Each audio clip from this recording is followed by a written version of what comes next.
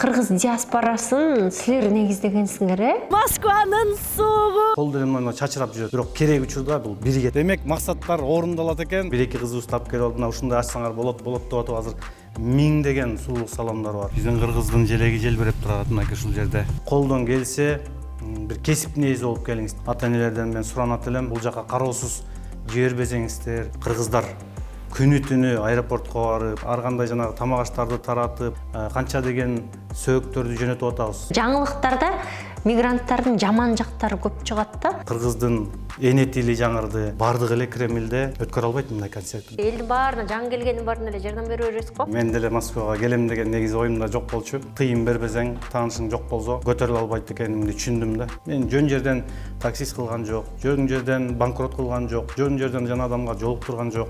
Мен миллиардермин дейм да, мен көптөргө айтам. Эмнеге дегенде менин 6 саным аман, көзүм көрөт.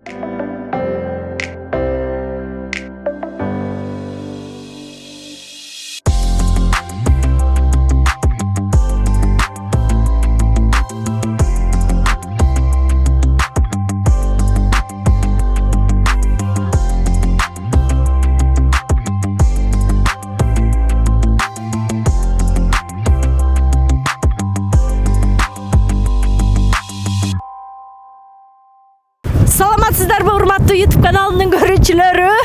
Москванын суuгу артында Москва Сити, биягымда болсо Москва Река дей койчу. Анан ошондой эле жанымда Кыргызстандын жараны, коомдук активист, эл аралык ишкерлер ассоциациясынын негиздөөчүлөрүнүн бири, дагы Талас коомунун башчысы дей койчу. Да толтура Сооронбаев Надырбек жанында. Саламатсызбы?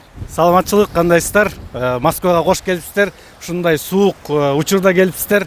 Ушундай Москва реканын боюнда Москва Ситинин жанында турабыз. Бул Москвадагы биз сыймыктанчу, биз көрсөтчү жер. Ошон үчүн сиздерди ушул жака элчитип келдим. Кудайдын буйругу менен мындан 15 жыл мурда үй бүлөм менен ушу Москва шаарына келгем. Ошол учурдан бери бул жакта эмгектенип, иштеп, кичине эл үчүн дагы кызмат кылып жүрөбүз. Надырбек байкенин кызматтарын, иштерин өз көзүм менен көрүп, таң калып, ами ушундай жүрөгү кенен, анан көрүнгөн кезде эле жардам бере берген да киши болуп эланайын дегем да. Буюрса, достор, жакшы иштери менен агамдын, ушул агамдын кенен жүрөгүн силерге тааныштырганга аракет кылам. Мен мекендештерим менен ушул жакта мигрант болуп жүргөн кыргыз жарандары менен аябай сыймыктанам, жакшы көрөм. Азыр болсо кененирээк башка жерде, офисте, Биздин офиске баралы. агамдын офисине барып, анан улантабыз. Биз менен бирге болуңуздар.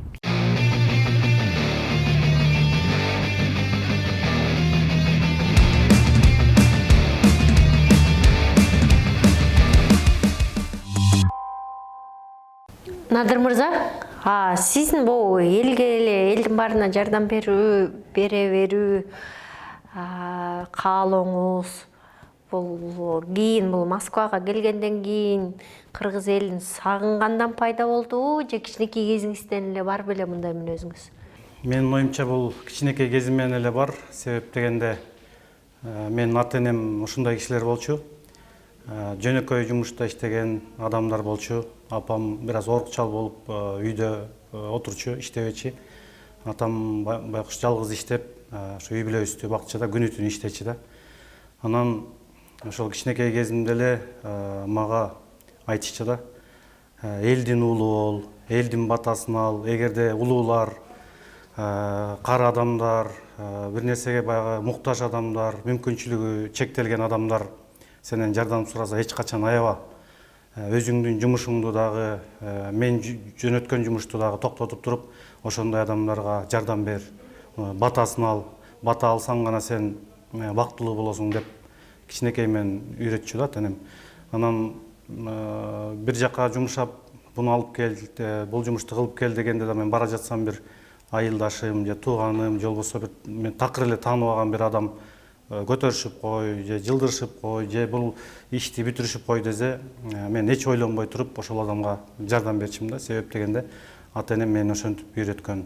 Улууду урматта, кичүүдү сыйла, ыймандуу бол деп ар дайым кулагыма куюп келген. Ошол ата энемдин тарбиясы менен раматылык ата энем азыр жок, көзү өтүп кеткен.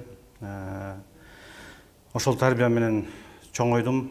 Кийин мектепти бүтүп, окуу жайда окуп жүргөндө деле ошол тарбия мага аябай жардамы тийди.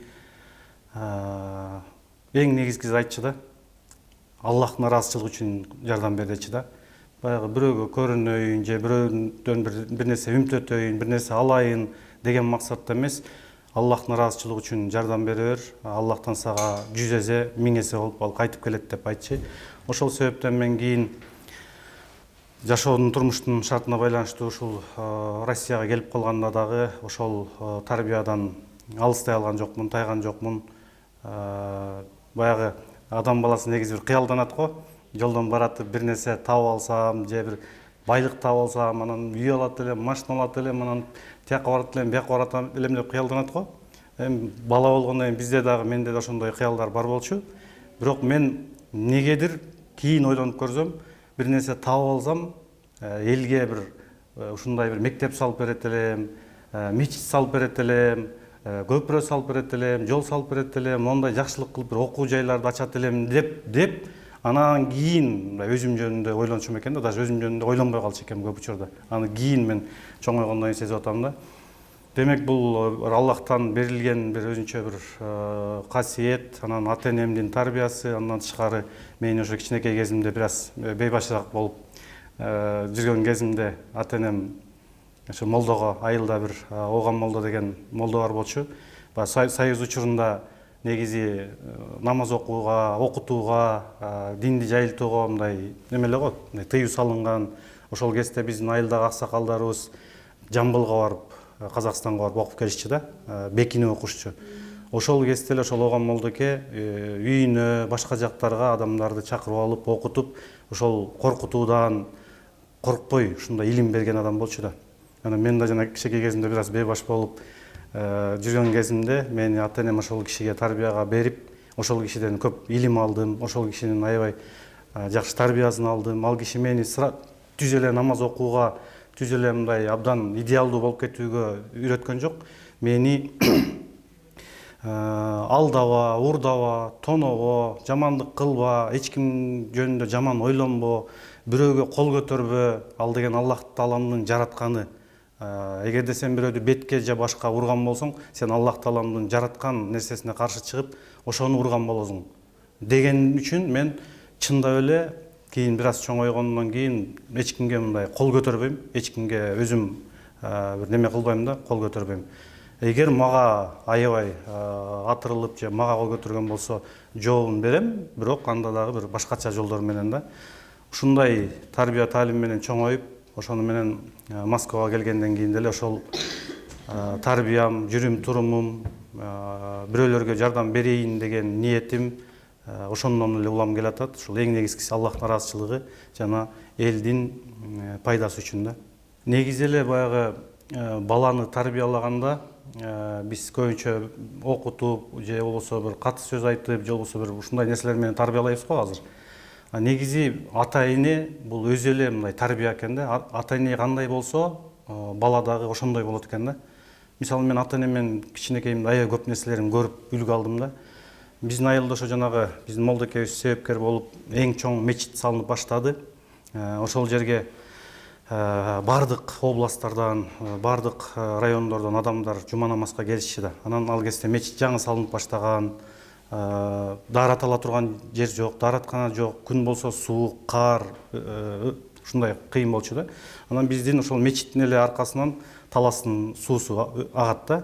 Анан айла жок па, алыстан келген адамдар ошол таластын суунун боюна барып, ошол жерге кумгандарын алып барып алып, ошо мустак суудан сузуп даарат алышчы да жума намазга чейин. Анан ошону көрүп, менин ата энем, апам үйдөн үйгө кумгандарды сатып келип, көптөгөн өзүбүз. Ошол кумгандарга суу ызытып, анан апарып кой дечи да, азырынакей намаз башталарына жарым саат, 1 саат убакыт калды. Апарып ушунун суунун жээгине бир 10-15 кумганды коюп кел. Бирок эч кимге көрүнбө, билинбе, Аллахтын ыраазычылыгы үчүн болсун деп коюп келчимин да, мен кичинекей болчумун. Анан элдер келип, ошол жерден жылуу ызык сууду мустак менен чабыштырып, даарат алып, ыраазы болуп кетишти. Анан кийин көп, 1-2-3 жылдан кийин кээ бирлери билип калыптыр. көрсө силер коюп жүргөн турбайсыңбы, сенин атаң апаң айтып сен коюп жүргөн турбайсың деп кийин айтылды да. Ушундай адамдар болчу да. Бул эмне деген тарбия. Анан айылда көп балалуу, колунда жок, кыйналган үй бүлөлөр да көп да айылда. Анан ошондойлордун бири дагы эсимде. Ушу мен кичинекей кезимде биздин бир 2 бээбиз бар эле, 2 жылкыбыз, бир 10 чакты коюбуз бар эле. Өтө деле бай эмеспиз, бирок колунда мындай кичине бар деп эсептелген эле адамдардын катарына киребиз да. Анан ошол көп балалуу, колунда жок бир үй бүлөнүн атасы келип калды, үйгө келип. Кыйналып атабыз, балдар жаш болуп атат, бир жардам берип турсаңыз колуңуздан келсе дегенде атам рахмат айтканда, мынакей короодо 2 бээ байланып туруп, каалаган жетелеп кет. Болгондо бересиң, болбосо тим эле кой дегендей айтканда, мен бир чети таң калгам, экинчи чети сүйүнгөм да. Ошентип короодон жылкын жетелеп кеткен, бир 3 жылдан кийинби же 4 жылдан кийинби кайра ошондой эле жылкы алып берген да. Буну менен мен эмне айткым келип атат? Азыркы учурда адамдарда Кудайга шүгүр эле жашоо. Кээ бирлердин 10дон, 100дөн жылкысы бар, малы бар, уyu бар, кою бар. Кудайга шүгүр жашоосу бар, бирден экиден машинасы бар, заңгыраган тамдары бар. Бирок мен байкап калып атам, эмнегедир жан дүйнөсү жарды болуп, эмнегедир пейили тарып, көп адамдар жок деп эле бирөөгө бир нерсе бергизи келбей, берсе дагы ошону кууп алып, колунда бар болуп турса дагы, акчасы дагы бардыгы жетиштүү болуп турса дагы кууп алган адамдарды мен көрдүм да. Менин ата-энем болсо, мен эсимде бир нанды үйдө бир эле нан калган болчу. Коңшубуз келип чай ичкенге бала чакабызга нан жок экен берип тургула кайра анан кийин беребиз дегенде, ошол бир нанды жарымын өзүбүз жейлеп, өзүбүзгө алып калып, жарымын ошол кошунага бергенбиз да. Бул бир эле биз эмес, айылда көпчүлүк эле ушинтип эле берешем болуп эле жашачы, эч ким бай болбосо деле. Демек, жоктукта эмес экен. Азыр көптөр налыйбыз го. Жокчулук, кымбатчылык, эч нерсе жетпейт, анан деп эле налыйбыз го. Азыр Кудайга шүгүр заман. Ага караганда аябай эле жакшы, Кудайга шүгүр. Элдин гана просто пейили кетти, жан дүйнөсү жарды гана болуш керек деп ойлойм да. Андан көрү мал топтоп алайын, кымбат машиналарды алып алайын, байлык топтоп алайын деген эле адам болуп калды окшойт да. Ал кезде ушинтип бир нанды бөлүп жеген учур болчу. Мени да ошентип тарбиялаган. Мен да азыр кээде өзүмдүн чөнтөгүмдө акыркы тыйыным болгондо мен дагы ушундай муктаждарга бөлүшкөндү жакшы көрөм да. Ошондо үйдөн көргөн тарбияны, уядан эмнени көрсөң учканда ошону аласың деп айтат го. Демек, бизде башка өлкөгө келип атканда, сыртка чыкканда үйүндө кандай болсо ошол нерсесин чыгарат да, Туура. Адамдар кээде айтып калат го, адамды акча бузат, бийлик бузат, байлык бузат депчи. Жок. Андай деле эмес. Эгерде адамдын тарбиясы бекем болсо, ата-энеси ошо ичпе, жебе, элдикин уурдаба, ал аш болбойт эч качан деп тарбиялаган болсо, мээсине куюп койгон болсо, ошол сөзсүз калыптанат да. Демек, эң биринчи ата-эненин тарбиясы бул өтө маанилүү да. Мени мына ичпе деди, чекпе деди сигарет, жамандык кылба, бирөө жөнүндө да жаман ойлонбо деп тарбиялаган. Кудайга миң мертебе шүгүр, ошо ата-энемдин тарбиясынан чыкпай, чеккен жокмун, ичкен жокмун, бирөөгө жамандык кылбаганга аракет кылам. Эгер пендечилик кылып, адашып, кылып алып, же бир жаман айтып алышым мүмкүн. Бирок кайра кечирим сурап, ушу сабырдуулук кылып кечирим сураганга аракет кылам да. Бул демек ата-эненин тарбиясынан бардык нерсеге көз каранды. Адам кандай болсо, кийин чоңойгондо колуна байлык, бийлик тийгенде ошол нерсе ачыкка чыгат да. 15 жыл мурункуга кайтсак, Надыр байке, ошо 15 жылдан бери Москвадасыз да. Жаңы келгенде кыйналдыңызбы? Сизге дагы ушундай азыр элдин баарына, жаңы келгендин баарына эле жардам бере бересиз го. Учурунда сизге да ушинтип кол сунгандар болду беле? Кандай кыйынчылыктарды басып өттүңүз? Мен анда Москвага келгенге чейинкиге да бир аз токтоло кетейин. Мен кантип келип калганыма. Мен деле Москвага келем деген негизи оюмда жок болчу. Негизи мен өзүм кичекейимде бир кыялданып койгом. Ушул өмүрүмдө бир ушул жашоодо бир жолу бир Москваны көрүп койсом, барып Кремльди көрүп койсом деген бир максатым бар болчу. Бирок келип бул жакта иштеп калам, эл менен иштешип калам деген эч оюмда жок болчу. Кыргызстанда эле жакшынакай үй бүлөм менен жашап, иштеп, Кийин баягы мектеп бүткөндөн кийин жогорку окуу жайга тапшырып, Ишенал Арабаев атындагы педагогикалык университет тапшырып, ал жакты бүтүп, андан кийин юридикалык академияны бүттүм. Кыскасы ошо элим үчүн, мекеним үчүн кызмат кылам, иштейм деп эле жүргөм. Иштедим, бир 7-8 жыл мамлекеттик кызматта иштедим. Абдан жакшы тепкич менен көтөрүлүп, өз эмгегим менен эч кандай таанышы жок, тууганы жок, акчасы жок эле өз эмгегим менен көтөрүлүп келе жаткам. Анан кийин баягы кызмат кичине жогорулаганда мен билдим, ал кезде ошол 2005-2006 жылдар болчу. Мен түшүндүм, өзүңдүн эмгегиң менен таанышың жок, акчаң жок, сен эч ким эмес экенсиң, көтөрүлө албайт экенсиң түшүндүм да.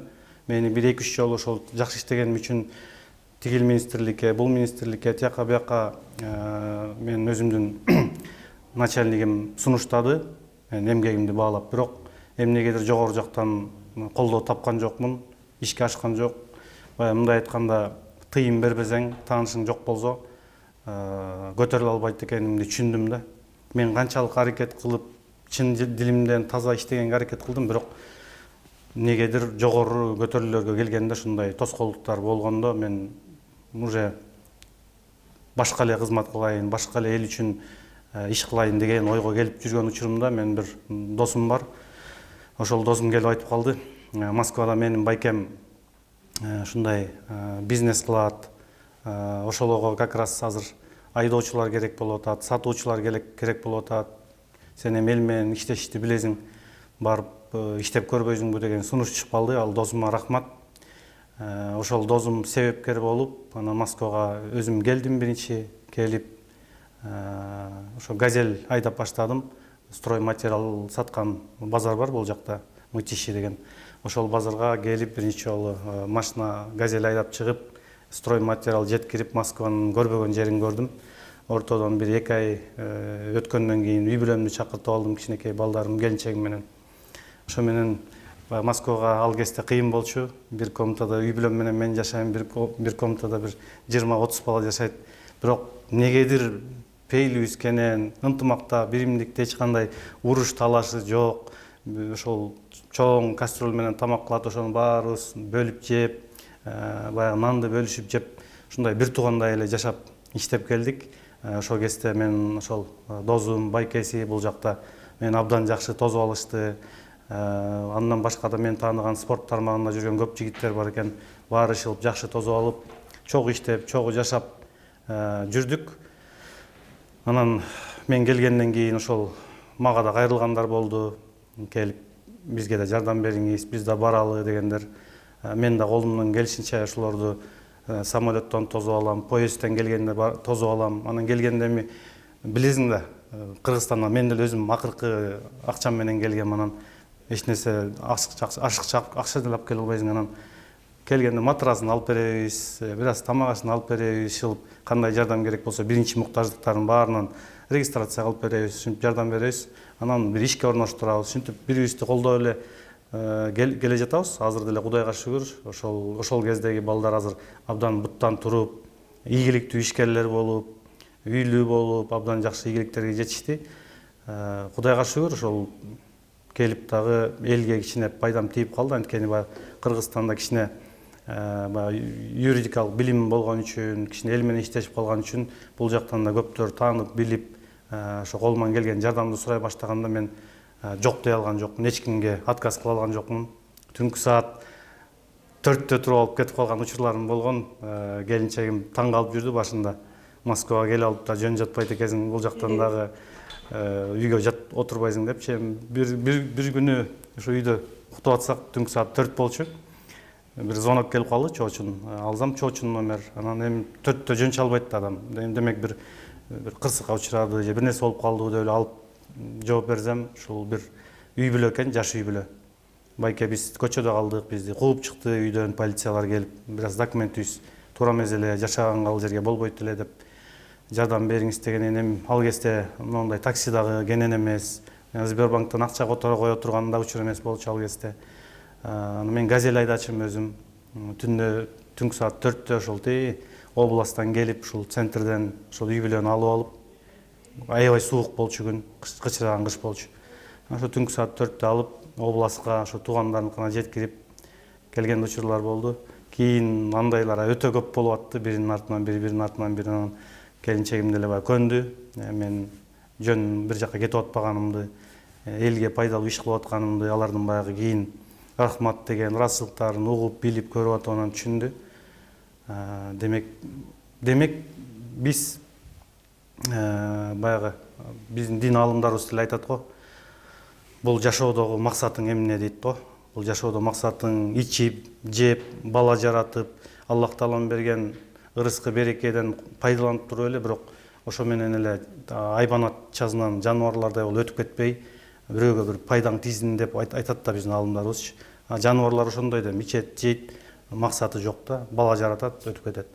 Биздин максат адам болгондон кийин бизге Алла Таалам акыл берген, жакшы мындай акыл эс бергенден кийин биз бирөөгө дагы кичине акчабыз жок болсо дагы кичине убактыбызды бөлүп, кичине бир колубуздан келген жардамыбызды берип, бир нерсесин көтөрүшүп, бир нерсесин түшүрүшүп дегендей бир ушундай жагынан деле жардам берсек болот экен да. Даже эң мындай жөнөкөйү азыркы учурдагы өнүккөн замандагы эң оңой жардам берүү бул мынакей силердикиндей болуп, элге маалымат жеткирүү дагы бул аябай пайдалуу экен да. Анткени элдин баары телефондо отуруп калды, YouTube, Facebook, Instagram'дан баарын көрүп отурат. Сен эгер элге бир пайдалуу бир нерсе айтсаң, элге жеткиликтүү бир маалыматты чыгарып турсаң, эл ошону көрүп, угуп, бул жака бараткан жагынан бул жака бурулса, бул дагы пайда экен да. Демек, жок дегенде эч нерсе кыла албасак дагы бир ушундай маалымат иретинде элге жеткирип турушубуз керек экен да. Мына силерге рахмат.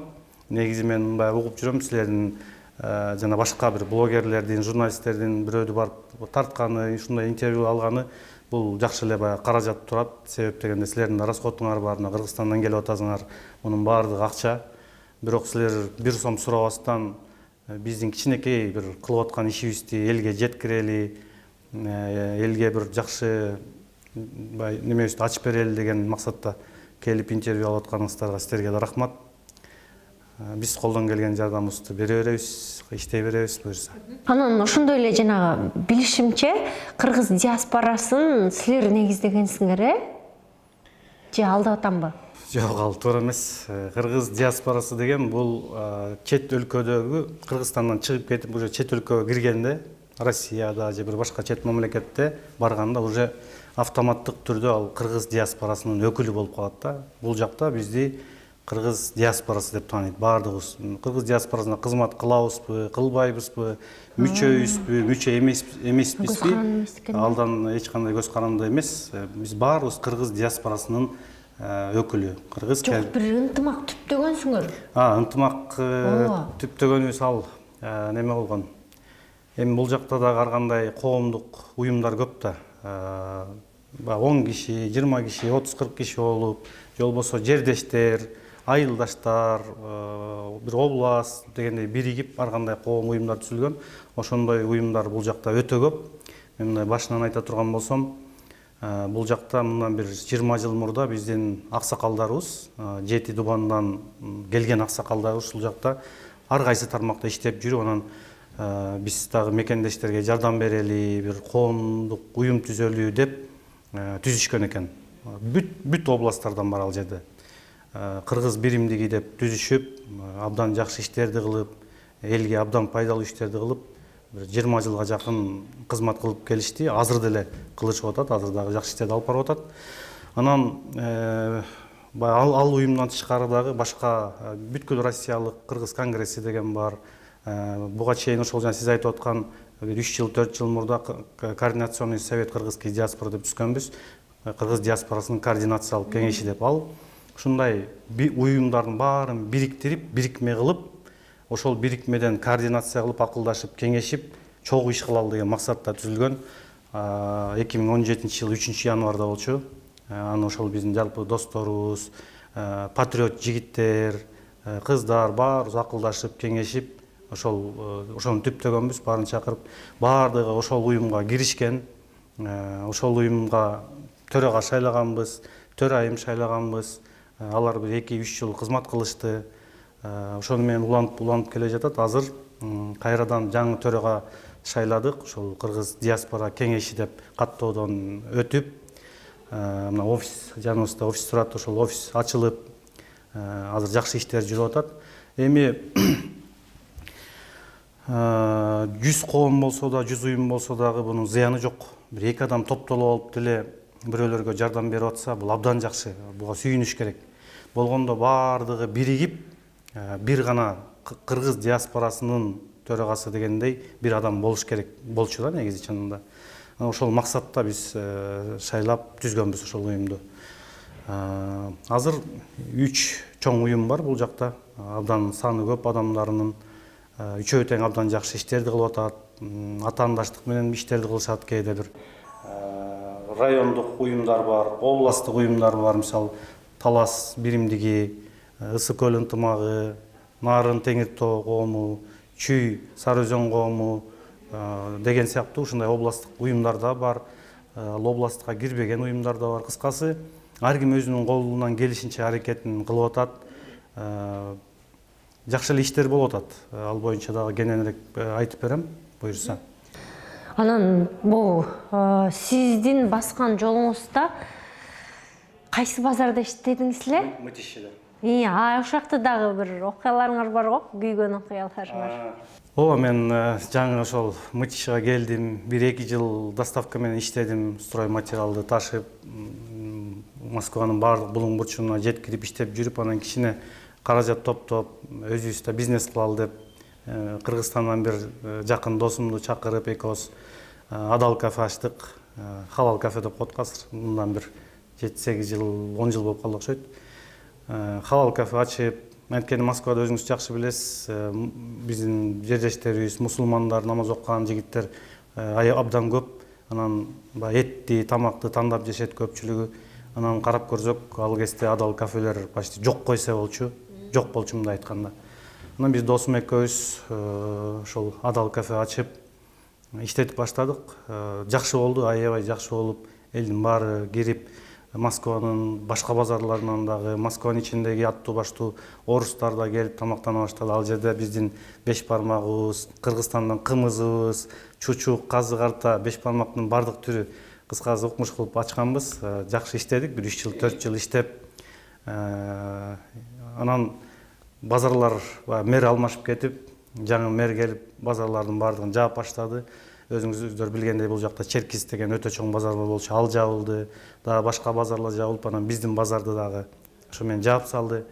Базар чачырап кеттик. Ошондой анча-мынча аласа береселерибиз, анча-мынча бизнестерибиздин бардыгы токтоду. Бизде ал кезде бир 10дон ашык, 15га жакын адам иштечи. Андан тышкары чач тарач, парикмахерибиз бар болчу. Строй материал сатып иштечүбүз. Кыскасы бир 3-4 бизнести кылчубуз. Кудайга шүгүр эле иштеп атканбыз. Ошол биз себепкер болуп, канча адамдар нан таап, жеп, үйлөрүнө ата-энесине салып, ата-энесинин ыраазычылыгын угуп, мен да иштеген эле кыздар, мен жерим бар эле, үй салып алдым байке, менин машинам жок эле, машина алып алдым деген сөздөрдү өз оозунан угуп, анан ыраазы болуп, жакшы эле иштеп жүргөнбүз. Анан жанагынтип базар жабылганда банкрот болуп калдык. Банкрот болмоктугу эле ушул бир аз карызда болуп калдык. Анткени базар ачылып калат деген ниетте, үмүттө иштетип аттык. Товарларыбыз да өткөн жок, акчаларыбыз да чогулбай калды. Кыскасы банкрот болдук, кыйналдык. Анан эмне кылам деп жүрүп таксиге чыктым. Кичине баягы мүмкүн базар ачылганча иштеп турайын деп таксиге чыгып, бирок маанайым жок. Карызым жакшы эле кекиртектен болуп калды. Анткени тияка бияка дагы бир аз берген акчаларым бар эле, дагы бир анча-мынча бизнестерге салып берген акчаларым бар эле. Ошонун баарын ала албай калып, карызга кирип кеттим да. Ага чейин элге бөлүшүп, колуман келген жардам берип, акчамды берип эле жүргөн адам туруп эле карыз болуп калсаң аябай жаман болот экенсиң. Ошо менен ойлонуп, мындай таксовать этип жүрөм. Ошентип таксовать, мен как раз бир окуяны айтып берейин. Ошентип таксовать этип жүрсөм, бир звонок түшүп неме келип калды, заказ. Алсам бир орус аял экен, ал мага жардам бере аласызбы келгенде машинага түшкөнгө деди. Макул деп бардым, адреске барсам, кеч кирейин деп калган. Бир 50-үйлөрдөн ашып калган аял туруптур жолдо. Анан барып карасам, мындай жардам бере тургандай деле аял эмес экен.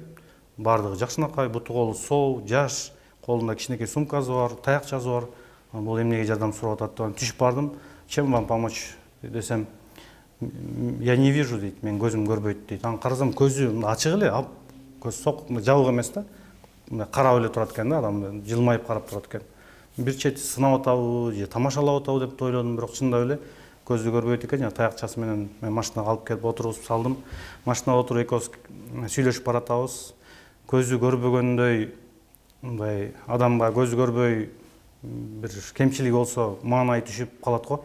Бирок ал аял эмнегедир бактылуу эле да, өзүн жакшы сезип, күлүп жайнап, сүйлөп, наоборот мага бир пайдалуу нерселерди айтып ушундай да.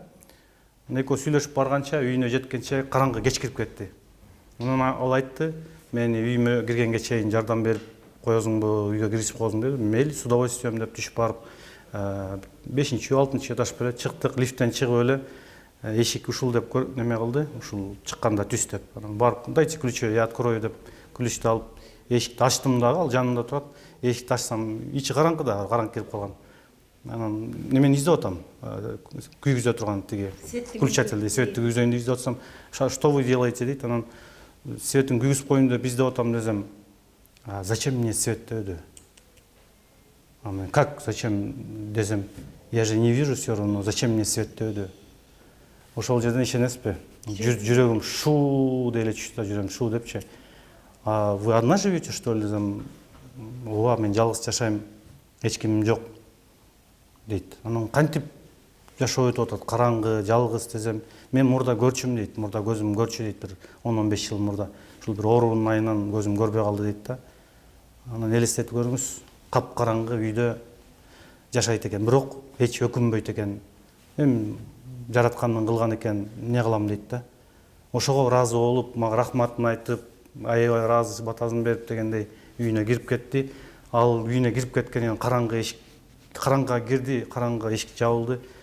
Ишенесизби, мен ылдыйга лифтке түшүп алып машинамда бир жарым саат ойлонуп отурдум да.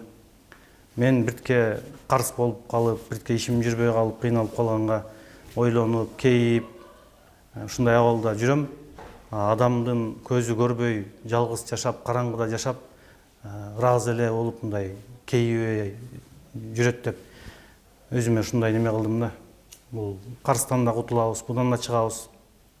Бирок Аллахым ушу ден соолук бергенине шүгүр, тоба деп ушундай ыраазы болуп, ошол күндөн баштап мен мындай жан дүйнөм өзгөрүп, таптакыр, эч нерсеге кейибей, эч нерсеге өкүнбөй, эч кимге мындай жаман айткым келбей, ушундай өзгөрүп болду. Эми бул да жөн эмес да, бул да Алла Таалам жөн жолуктурбайт да. Мен жөн жерден таксист кылган жок, жөн жерден банкрот кылган жок, жөн жерден жана адамга жолуктурган жок. Мен ошол нерселерди алгандан кийин Кудайга шүгүр, мен ошондон кийин айтам да, мен миллиардермин дейм да, мен көптөргө айтам. Мүмкүн менин карзым бар, мүмкүн проблемаларым бар, мен деле адам катары, бирок мен өзүмдү миллиардермин деп айтам да. Көп орустар менен таанышканда да, я миллиардер дейм. Эмнеге дейт? Эмнеге дегенде менин 6 саным аман, көзүм көрөт, кулагым угат, акылым бар, бардык нерсени көрүп билип, эл менен аралашып, үй бүлөм менен жашап атам. Мындан артык эмне? Туурабы? Демек мен миллиардермин дейм да. Эмнеге деп та бир ушундай бир суроолор болот. Биз менен мындай коомдук иштерде, биз эми коомдук иште айыл калбайбыз да, бекер иштейбиз, эч жактан да бир нерсе үмүт кылбайбыз да. Анан ушинтип жүргөн учурда бир инелерим, жакшы инелер айтат. Байке, канча жылдан бери эл үчүн эле кызмат кылып жүрөбүз, эл үчүн эле күнү түнү жүгүрөбүз. Мына сиз менден да көп жүгүрүп жүрөсүз. Мен аралашканыма уже 3-4 жыл болуп калды. Качан бизге мындай пайда келет? Качан бизге мындай Алла Таалам берет? Ушинтип эле бекер иштеп жүрө бересизби дегендей бир кейгендей немени айтты да. Анан мен ошол жигитке айттым да. Иним дедим. Мен да бир кезде ошентип ойлогом дедим. Ушинтип таарынгам, бирөөлөргө капа болгом, бирок ал туура эмес экен дедим да. Сен да миллиардерсиң дедим. Каяктагы миллиардер, мен эчтекем жок. Өзүм неме болуп, грузчик болуп, бирдеке болуп иштейм дейт. Анан миллиардерсиң дедим. Эмнеге дейт? Кел дедим, мен сага $1 миллиард берейин. Сен бир кулагыңдын бирөө мага кесип берчи. Же бир чыпалагыңды кесип берчи мага. Же бир дагы бир кичинекей эле бир нерсеңди мага кесип берчи, мен сага миллиард доллар берейин десем, кесип берип белең десем, жок дейт. Көрдүңбү дедим. Миллиард долларга да ала албай турган нерселерибизди бизге Кудай берип атат. Биздин эл үчүн кылган бир иштерибиз, соопчулук иштерибиз, пайдалуу иштерибиз үчүн Аллах Таалам бизге өмүр берип атат, жашоо берип атат, ден соолук берип атат, эл менен аралаштырып жүрүп атат. Бул эмне? Сөзсүз эле бизге акчалай кайтыш керекпи? Сөзсүз эле бизге мындай байлык, бийлик бериш керекпи? Бул дагы эң чоң жетишкендик да. Мүмкүн биз азыр жок болмокпуз. Мүмкүн биз бир оору болуп калмакпыз. Мүмкүн биз бир денеси кем адам болуп калмакпыз. Мүмкүн ушул биздин кылган ишибиз үчүн, бирөөгө бир пайдалуу иштерди кылганыбыз үчүн Алла Таалам бизге ушу өмүр берип аткандыр, ден соолук берип аткандыр, элге аралашып жүрүп аткандырбыз десем, чын эле айтасыз, туптуура болду, мындан кийин антип ойлобойм, антип айтпайм деп, ошондон бери эле мына азыр кызмат кылып жүрөт. Мага окшогон, бизге окшогон көптөгөн патриоттор бар да. Мен деп айткандан көп учурда айтпайм да, мен депчи. Себеп дегенде жалгыз дарак бак болбойт дейт. Жалгыз аттан чаң чыкпайт дейт да. Эгерде мен бир иш кылган болсом, бир нерсе өткөргөн болсок, бул мен жалгыз эмесмин. Мүмкүн мен демилгечимин. Мүмкүн мен жана сиз айтып аткан диаспора тиги бир коомдук уюмдарды бириктирип бир нерсе түзүп жүрсүз деп атпайсызбы? Анда деле мен эмес да. Анда деле баарыбыз келгиле ушундай кылалы, чогуу биригели ушундай иш кылалы деп баарыбыз акылдашып, кеңешип кылганбыз да. Болгондо демилге мүмкүн бизден чыккандыр.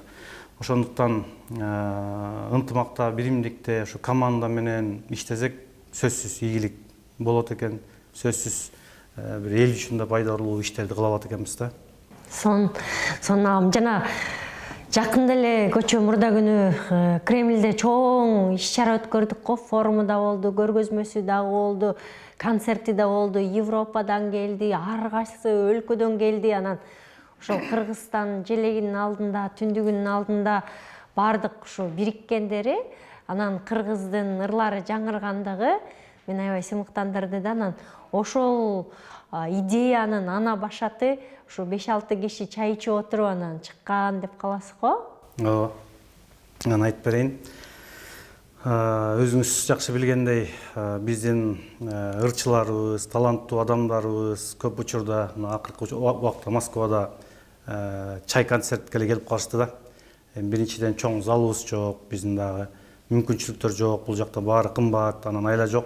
Ошондой чай концерт кылып, кафе, ресторандарга келет. Ал жерге биздин жаштарыбыз барып, түнү менен отурат, ичет, жейт, башказда болуп, аягы жаман менен бүткөн учурлар болот. Ошону биздин кыргыз диаспорасындагы аксакалдарыбыз, лидерлерибиз бир ортодон акылдашып, кеңешип, ушундай нерселерди кантип токтотсок болот? Кантип биз өзүбүздүн таланттуу адамдарды, таланттуу кыз-жигиттерибизди бир жакшы сахнадан көрсөк болот? Кантип ушундай түнкү клубтарды азайтып, бир жакшы бир пайдалуу иш кыла алабыз деп көп кеңешебиз, көп акылдашабыз. Ошондоп акылдашып, кеңешип отуруп, ошол көп идеялар, сунуштар болгон. Ошонун бири ошол биздин ырчы бийчилерибизге бир мүмкүнчүлүк түзүп берели деп жүргөн кезде 2014-2013 жылы эсимде жок, бул жакта бир жигит бар эле, Искендер деген бир жакшы жигит бар болчу. Кыргызстандан келген ырчыларды, немелерди уюштуруп, жардам берип жүрчү.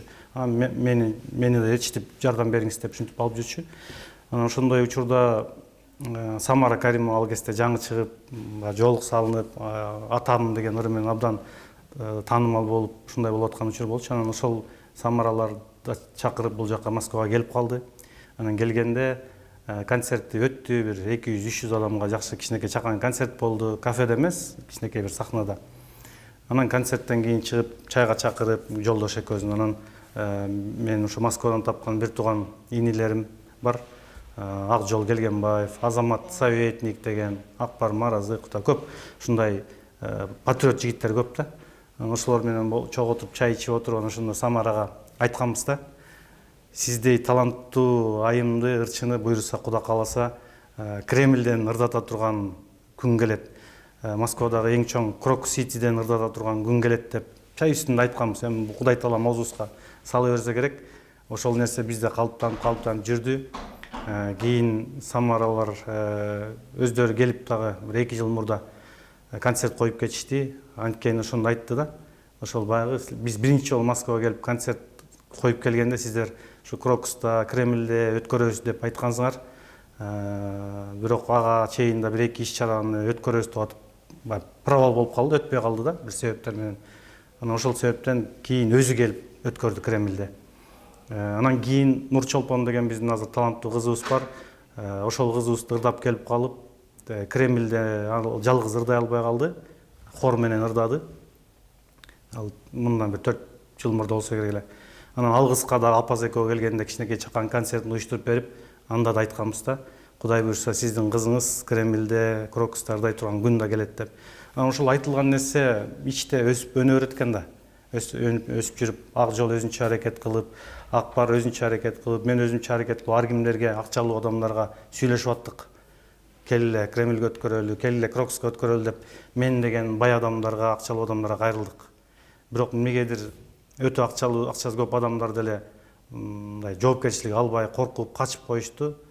Анан ушул жакында эле ушул Ак жол биздин инибиздин сунушу менен азыркы учурда Кыргызстанда Эмар Груп деген курулуш компания бар. 10-15 жылдан бери иштеген. Азыркы учурда мен ошол компаниянын өкүлүмүн. Анан Ак жол иним ошол Чолпонбек мырзага сунуштаптыр. Ушундай жакшы идеябыз бар эле, көп жылдан бери ишке ашпай келатат. Сиз кандай дейсиз, колдойсузбу деген экен. Ал киши да патриот жигит экен, айкөл жигит экен, колу ачык мындай жигит экен. Шыр эле, угуп эле макул болуп, ушу кыргыз диаспорасынын офиси жок деп айткан экен. Мына офис ачып берди. Ошол кыргыз диаспорасына кызмат кылып атат. Мына биз отурган офис ошол Чолпонбек мырза ачып берди. Андан тышкары боз үй тигишибиз керек ошол Кремльде деп айткан экен. Боз үйдү алып берди. Мына боз үй келди, бул жакта турат. Анан ошол биздин ушундай Нур Чолпондой таланттуу кыздарыбызды, жигиттерибизди ырдаталы, Айсулуу окшогон, Ак жол окшогон ээлерибизди чакырып, элден бат алып берели деп ошондой максаттарды кылдык эле. Кудайдын өкүмү менен ишке ашып, мынакей өзүңүз деле келдиңиз. 2 күн мурда Кремльде абдан жогорку деңгээлде концерт болуп өттү. Бир эле Кыргызстандан эмес, Европадан, Казакстандан, Өзбекстандан да башка мамлекеттерден келип абдан жакшы концерт болду.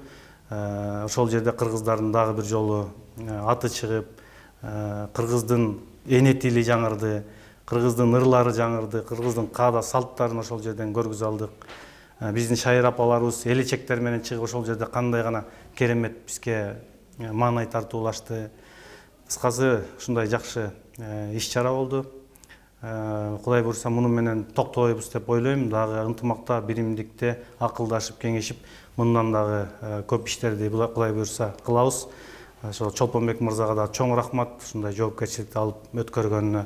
Анан биздин концерт өткөрүүдөгү эң уюштуруу иштери, ырчыларды чакыруу, канчаны ким кантип урдайт деген маселени биздин ошол Ислам Сатаров деген эл аралык деңгээлдеги продюсер жигитибиз ал алып чыкты. Кыскасы ар бирибиздин аракетибиз менен коомдук уюмдар, ишкерлер баардыгы ошол колунан келишинче жардам берип, ынтымакта, биримдикте өткөрүп алдык. Бул жакта миллионго жакын кыргыздар барбыз. Канча миллион деген адамдар жашайт, улуттар жашайт Москвада. Бирок бардыгы эле Кремльде өткөрө албайт мындай концерт. Мен башка диаспоралар ушундай кылып өткөргөнүн көрө элекмин. Биздин кыргыздар ушуну менен 2-3 жолу өткөрүп атат да. Бул биздин дагы бир сыймыктана турган, мактана турган жерибиз. Биз бир жакшы нерсени көрүп алсак, андан да жакшы кылып кете турган сапатыбыз бар экенин, айкөл экенибизди, эч нерседен тартынбаган, коркпогон эл экенибизди дагы бир жолу ушул жерден байкадым да. Болбосо акчалуу бул жака отурупташып калган канча деген улуттар бар. Алар Крокус Ситини дагы кээде толтура алышпайт. Биздин бул жактагы дин өкүлчүлүктүн балдары маулид өткөрүп турат. Жыл сайын 6000 орундуу зал толуп турат ошол жерде. Мына Кремль Кудай буйрса жакшы адамдар барып берди. Бул Кудай буйрса кыргыздардын келечеги кең. Мындан да чоң иштерди ынтымакта, биримдикте болсок чогуу ишке ашырабыз деп мен ишенем да. Сон баягы чет өлкөгө мигрант болуп кеттир десе эле, эмнегедир жаңылыктарда мигранттардын жаман жактары көп чыгат да. Күрөшүп согушуп кеттир баланча менен, кыздары минтип анан бузулуп кеттир, анан аборт кылыптыр, анан мындай кылыптыр, анан кыргыздарды сатып аттыр деген эле маалымат чыгып, анан ушу мигранттар тууралуу мен өзүм келгенде силердин ынтымагыңарды көрөм, ийгилигиңерди көрөм, силерди жакшы бир тууган болуп калдык, канча жылдан бери жүрөгүңүздөрдү көрөм. Анан ушундай адамдар эмне үчүн чыкпайт деп ойлонуп, анан мына Кудайым буйрса, мен да тилегимди аткарып, ушу силердин жүрөгүңөрдү элге таанытууда мүмкүнчүлүгү азыр жаралып атат да. Анан ошон үчүн элге өлкөдөн сырткары жүргөн мигранттар куурап байкуш болуп, анан бузулуп кетип деген нерсени жоюп, биздин кыргыздар бүтүн дүйнөнү каптап атат, бирок алар аябай чоң ийгиликке жетип атат деген нерсени чагылдырып бергим келип атат да. Ушундайларды көбүрөөк чыгарсак дейм. Бул кыргыз диаспорасынан тышкары дагы бул жакта көптөгөн организациялар, уюмдар бар, кайрымдуулук уюмдар, кээ бир айылдын уюмдары, фонддору укмуш ополтоодо иштерди кылып атат да. Өзгөчө бул жанагы пандемия учурунда абдан байкалды да. Шунча килейген чоң Москвада миллиондогон элдер, улуттар жашаган жерде пандемия учурунда кыргыздар күнү түнү аэропортко барып, ар кандай жанагы тамак аштарды таратып, акчаларды жыйнап, өздөрү бир айлык албай отурса да айлыгынын акчасын жарымын берип, ушундай чоң кызмат кылышты да. Биздин эле, мен башканы айтпайм, өзүбүздүн эле Талас биримдиги коомунан эле бир 2 миллион, бу 2 миллиондон ашык акча топтоп, кичинекей эле бир областтык коомдон Кыргызстанга жөнөттүк, дем алдыруучу аппараттарды алып бердик. Кыскасы эмне керек болсо ошону алып бердик. Жалпы кыргыз диаспорасынан миллиондогон акчалар кетти да. Күнү түнү бул аэропортто кызмат кылышып жүрдү. Демек биз абдан ынтымактуу эле эл экенбиз. Баягы кыйын мындай эми чачырап кээде ынтымагыбыз жок, анан биз мындайбыз, тигиндейбиз деп айтышып берет го, мен ага кошулбайм. Бул кол деле бул үлгү да. Кол деле мына чачырап жүрөт. Дайыма минтип жүрбөйсүң да, чачырап жүрөт. Бирок керек учурда бул биригет да. Душман келгенде, кыйын учурда бул түйүлөт. Бул чачырап жүргөнү бул мындай бөлүнүү, жарылуу же жаман нерсе эмес. Бир атадан 10 бала болсо дагы ал 10 бөлөк жашайт. 10 бөлөк үй бүлө. Ал бөлүнүү эмес. Бир айылда 2-3кө бөлүнсө, бир райондо 3-4кө бөлүнсө бул бөлүнүү эмес. Бул ошондо аз-аздан биригип иш кылуу. Мейли өзүнчө жашасын, өзүнчө катын кылсын, бирок керек учурда биригип турса, бул мен ойлойм ийгилик. Биздин бул жакта МАП деген эл аралык ишкерлер ассоциациясы бар. 2015-жылы түзүлгөнбүз. 7 дубандан Нарын, Ош, Жалал Абад, Көл, Талас баарыбыз биригип түзгөнбүз. Кудайга шүгүр. Эмне деген гана иштерди кылган жокпуз да. Мындай эми мүмкүн биз тиги жол салып, көпүрө салып, бир укмуш нерсе, тоодой нерселерди кылган жоктурбуз. Кыла электербиз мүмкүн. Бирок майда чүйдө мындай бул жакка келгенде ишкерлик тармагынан канча деген бир кезде биз жаңы ишти баштап атканда сулуулук салондору жок эле почти. Ошондо 1-2 кызыбызды алып келип алып, мына ушундай ачсаңар болот деп атып, азыр 1000 деген сулуулук салондор бар. Адал кафе ачкан ишкерлерди чакырып алып, мына ушундай кафе ачсаңар болот деп аларды сүйлөтүп атып, азыр жүздөгөн кафелер бар, адал кафелер бар. Ар кандай иш менен алек болуп аткан адамдар бар да, ошолорго себепкер болуп калдык да. Биз кылбасак дагы сөзүбүз менен, жүрүм турумубуз менен, аракетибиз менен ушундай кылалы деп атып кылышып атат да. Укмуш мен сыйлаган инсандар бар, биздин аттарын атап отурсаң эми баягы сөз менен жеткире албайсың. Ушундай патриот инсандар менен, жигиттер менен иштешип атканыма, ушул жакта жүргөнүм абдан кубанам да. Баягы единомышленниктер деп коет го.